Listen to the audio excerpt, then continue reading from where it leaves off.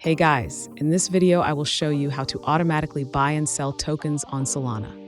Alright, let's begin. To automate buying and selling tokens on Solana, you can use trading bots like Trading Board or SalMaker.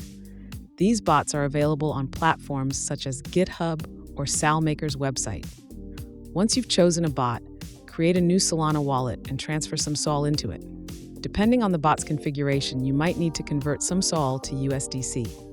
Next, follow the bot's documentation to set it up.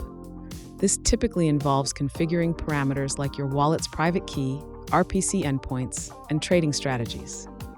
After setting up these parameters according to your needs or preferences for automated trades, run the bot as instructed. The bot will continuously monitor market conditions in real time and execute trades based on your predefined strategies. Keep an eye on its performance and make adjustments as needed to optimize your trading strategy.